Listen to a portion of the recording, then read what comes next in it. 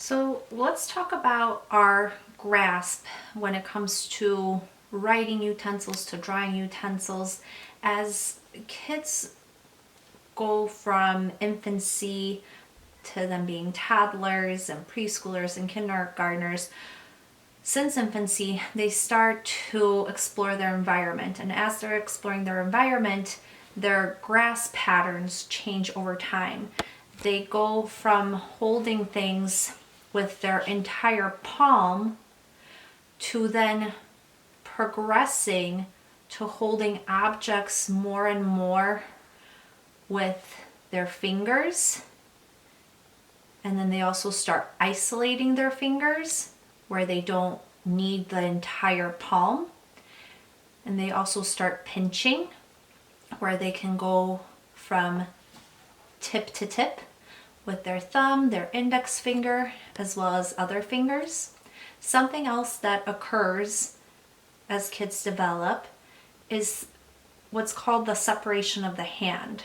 Our hand has an imaginary line that splits it between our middle and ring finger.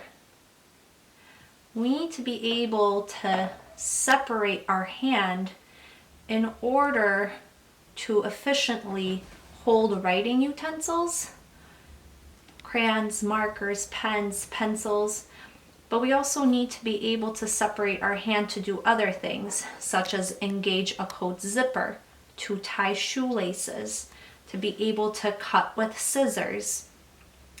In order to achieve this separation of our hand, what are some good activities to perform are activities with clothespins, because it requires the child to bend those last 3 or 2 fingers and then pinch the clothespin with the thumb, index, or middle.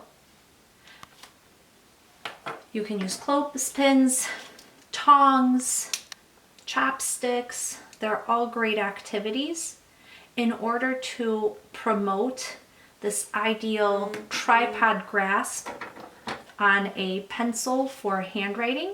Some good tricks are to either put a small object inside of the palm of the 4th and 5th fingers, and you can do anything. You can use a Lego, you can use a cotton ball or a pom-pom.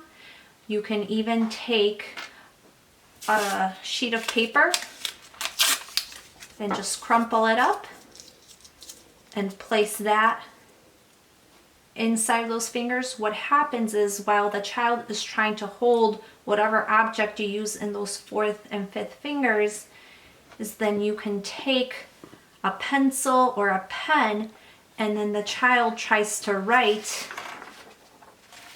without dropping the object that's inside of their fingers. Another trick to do is you can take a clothespin the pencil. The long part of the clothespin is what's going to be held by that 4th and 5th finger. And then the tips of the finger go around the pencil or the marker. So it's another way to promote that separation of the hand in order to write with an ideal grasp pattern for handwriting.